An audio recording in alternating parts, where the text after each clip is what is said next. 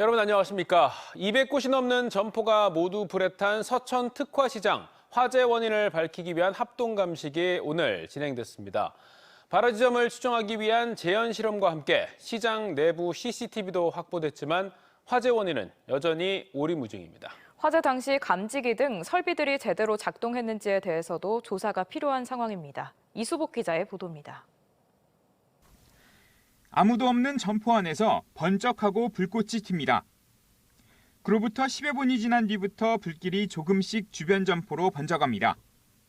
시장에 설치된 자동화기 속보기가 불을 감지해 신고한 건 밤 11시 8분.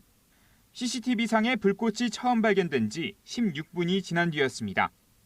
이같이 화재 감지가 늦어진 점과 화재 원인 등을 밝혀내기 위해 60여 명의 합동감식반이 서천 특화시장에 대한 정밀 분석에 나섰습니다. 경찰과 소방, 국과수로 구성된 합동감식반은 오전과 오후 두 차례에 걸쳐 화재가 시작된 1층 점포 일대를 집중적으로 살폈습니다. 감식반은 내부 발화 장면을 확보하기 위해 화재로 녹아버린 CCTV 연결선을 복구하고 불빛을 이용해 정확한 발화 지점을 추정하는 재현 실험을 진행했습니다. 시장 내부에 있는 CCTV도 일부 확보했습니다. 다만 상당수가 불에 녹아버렸고 실제 영상이 남아있을지는 미지수입니다. 오전에 합동 감식반에서 1차 감식원 결과 그 CCTV를 확보했느냐고 제가 여쭤봤는데 아직 그 자료를 찾지는 못했다 이런 얘기는 들었습니다. 소방당국은 화재 감지가 늦었다는 지적에 대해선 어느 정도 열과 연기가 축적돼야 작동된다며 다른 요인이 있었는지 여부를 살펴볼 예정이라고 밝혔습니다. 한편 서천 특화시장은 지난해 2월과 8월 두 차례에 걸쳐 민간관리업체가 점검한 결과 소방시설물에 이상이 없었고 지난 1일에는 소방당국이 직접 건물을 점검했지만 방화셔터 불량 외에 문제는 없었던 것으로 파악됐습니다. TJB 이수복입니다. 전통시장에서 발생하는 화재의 대부분은 정기적인 요인이나 부주의 때문에 일어나고 있습니다. 그런 만큼 상인들의 철저한 주의가 필요한 상황인데요. 우리 지역의 다른 시장들 상황은 어떤지 둘러봤더니 곳곳이 화재 위험에 고스란히 노출돼 있었습니다. 조용준 기자가 현장을 다녀왔습니다. 대전의 한 전통시장, 화재 시 대피를 위해 비워두어야 할 비상용 계단 한편에 농산물이 담긴 상자들과 가재도구들이 가득 쌓여 있습니다. 안전을 위해 항상 열려 있어야 할 소방 밸브실 문도 적재물 때문에 꽉 막혔습니다. 먼지가 가득 쌓인 콘센트는 시커멓게 변했고 선반 아래로 이어진 난방기구 콘센트는 아예 반쯤 빠져 있습니다. 다른 시장들도 상황은 마찬가지. 점포들이 다닥다닥 붙은 좁은 계단 통로엔 노출된 전선들 옆으로 가스통들이 놓여 있습니다. 작은 불꽃만 튀어도 큰 불로도 이어질 수 있는 겁니다. 실제로 지난해 진행된 전기설비 안전진단에서 이 대전 시내 전통시장 173개 점포가 가장 낮은 알파벳 2등급을 받았습니다. 전통시장 특유의 샌드위치 패널 구조도 문제입니다. 서천 특화시장의 경우도 철판 사이에 스티로폼 등 단열재를 끼운 샌드위치 패널 구조로 피해가 커졌습니다. 일정 규모 이상 건물에 불이 잘 붙지 않는 난연성 소재 사용 의무화를 규정한 소방법이 지난 2010년 시행됐지만 2004년에 지어진 서천시장은 법령 적용 대상이 아니었습니다. 상인들이 비용을 부담이 어렵기 때문에 소급 적용이 이제 어려운 상황이고요. 환경 개선 사업을 통해서 화재 안전도 확보를 해야 되겠죠. 전통시장들의 화재 위험이 여전한 가운데 소방청과 행정안전부는 설 연휴를 앞두고 전국 전통시장 1,400여 곳에 대해 긴급 화재 안전 조사에 나서기로 했습니다. TJB 조형준입니다. 충남 신용보증재단이 신속 지원팀을 신설해 서천 특화시장 화재로 피해를 본 기업들에 대한 긴급 자금을 지원합니다.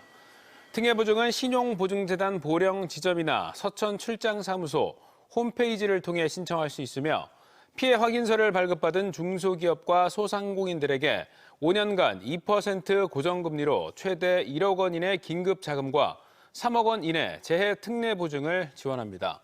금융감독원 대전 세종 충남 지원도 피해를 입은 소상공인에 대한 신속한 지원을 위해 현장 금융상담센터를 설치하고 운영에 들어갔습니다. 대전소방본부가 서천 특화시장 화재와 관련해 관내 전통시장 28곳을 대상으로 화재 감지기와 비상소화전함 등 소방시설을 긴급 점검하고 화재 진압 훈련을 실시했습니다. 소방본부 관계자는 설 명절에 대비해 화재 예방 대책을 추진하고 관내 전통시장들에 대한 의용소방대, 야간 순찰 등 화재 예방 안전관리에 만전을 기하겠다고 밝혔습니다. 아시아에서 가장 긴 출렁다리가 있는 논산 탑정호는 빼어난 경관 때문에 지난해 전국에서 100만 명이 넘는 방문객들이 찾았는데요.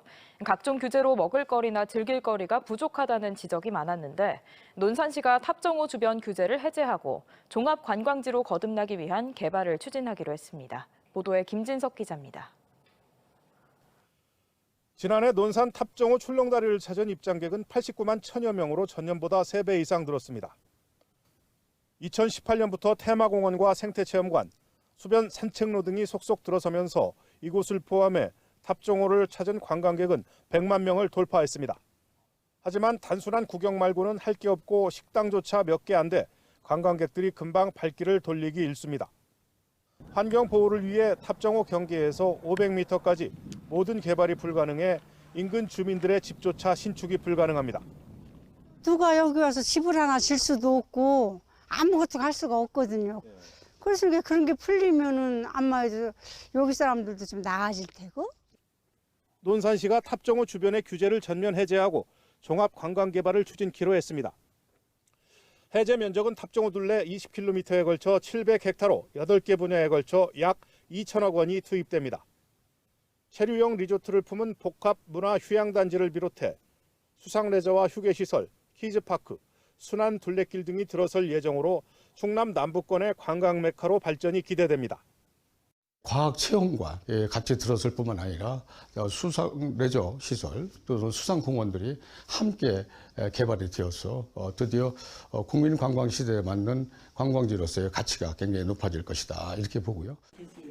논산시는 오는 2027년 세계 딸기 산업 엑스포에 맞춰 250실 규모의 리조트도 건립한다는 계획입니다. 탑정호 주변에 각종 행위 제한도 속속 해제되고 있습니다. 특히 탑정호 개발의 핵심인 숙박시설 건립의 최대 난관인 산림보호구역 규제도 해제됐습니다. 어르신 해관과 농가주택, 창고는 신개축과 증축이 가능하도록 건축 규제를 풀면서 탑정호변 주변의 노후된 마을들의 변신이 기대됩니다. 다만 난개발 우려가 있는 만큼 논산시는 상업시설 허가는 전체 해제 면적의 10%로 제한하고 투기를 막을 전담 조직도 운영하겠다고 밝혔습니다. TJB 김진석입니다. 공직선거법 위반 혐의로 1심과 2심에서 당선 무효형이 선고된 박경귀 아산시장에 대한 대법원 선고가 내일 내려집니다. 박 시장은 지난 2022년 5월 지방선거 당시 상대 후보인 오세연 전 아산시장의 부동산 투기 의혹 등 허위 사실을 공표한 혐의로 재판에 넘겨져 1, 2심 재판부가 검찰 구형보다 많은 벌금 1,500만 원을 선고한 바 있습니다. 대법원이 앞선 판결에 문제가 없다고 판단해 형이 확정되면 박 시장은 시장직을 잃게 되고 오는 4월 제22대 총선과 함께 아산시장 보궐선거가 치러지게 됩니다.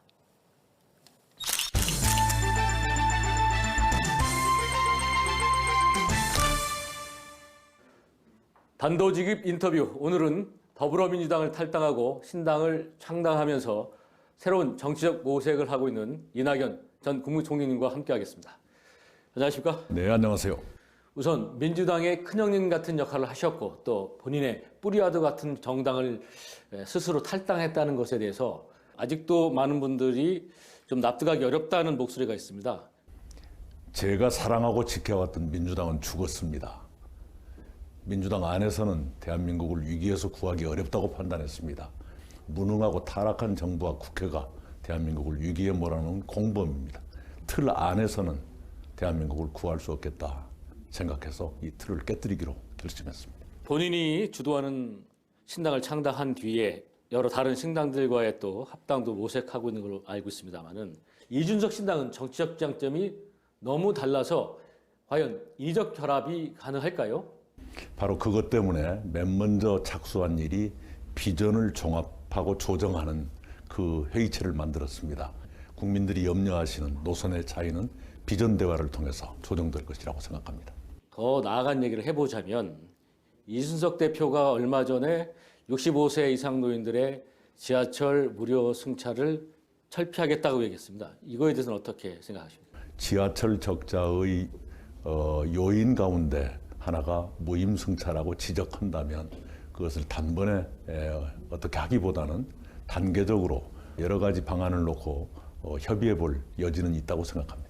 이준석 대표는 젊으시고 굉장히 순발력이 뛰어나신 분이기 때문에 조금 경험이 필요한 분야에서는 조정을 해가면 충분히 접점이 나올 거라고 생각합니다. 이총리님의 그 정치적 기반은 호남이신데 전국 정당을 지향하려면 수도권과 충청권에서 선전을 하셔야 될 텐데 충청권의 총선 전략은 어떤 것입니까?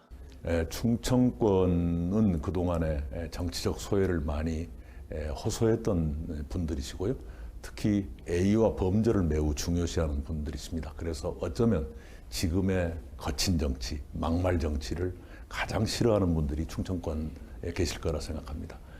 바로 그렇게 잃어버린 정치의 품격을 되찾는 그런 운동을 충청권에서 먼저 시작을 하고 싶다, 이런 마음입니다. 덧붙여서 지역구에는 어느 정도의 후보를 내실 건지도 궁금한데요. 특히 충청권에서는 이제 몇 분이 과연 출마가 가능할지도 궁금합니다. 제3지대에 나온 세력들이 최악의 경우에도 선거 협력은 하게 될 것입니다. 선거 협력을 하게 되면 지역구 거의 전부에 후보자를 낼 것이다, 이렇게 보고 있습니다. 단일 정당으로 해도 되고 단일 정당이 안 됐을 경우에는 선거 협력이라 해서 어느 지역 또는 어느 권역은 어느 세력이 후보자를 내기로 하자. 이 지역에서는 이분이 더 경쟁력이 있다면 그분으로 후보 단일화를 하자. 선거 협력의 방법은 여러 가지가 있습니다. 이 단도직 질문입니다. 이낙연 신당의 이 상품의 가치를 알고 싶은데요. 정책이라든가 정치 노선을 좀 설명해 주시죠. 김대중 대통령이 추구하려다가 중단됐던 중도개혁, 이것이 저희들의 기본 노선입니다. 중도개혁이라는 것은 국민들보다 반발짝만 더 앞서가는, 국민들이 안심하고 동참하실 수 있는 개혁, 이것입니다. 너무 혁신적이거나 어느 한쪽에는 몹시 불편함을 드리거나 그런 걸 지양하는 그런 개혁 노선이고요. 여러 정치 세력 가운데서 가장 국정 경험이 많고 신중하고 품격 있는 그런 사람들이 비교적 모여 있는 곳이 저희들일 겁니다. 그래서 그 사람들이 안심 가능한 정치를 선보이고 싶습니다. 제3당이 성공적으로 총선에서 안착을 한다면 대권 후보로 직접 나설 의향이 계신지요? 제가 아니더라도 누구든 간에 대선 주자를 내놓겠습니다. 그래서 저희가 수권 정당으로 발전해 가고 싶다, 이런 말씀을 드리고요. 신당은 이번 총선만이 아니라 그 다음에 오게 될 지방선거 그리고 대통령 선거, 여기까지를 함께 해갈 것입니다. 그렇게 해서 저희들이 정권 교체를 이루겠다라는 것이 당면 목표입니다. 오늘 말씀 고맙습니다. 감사합니다. 네.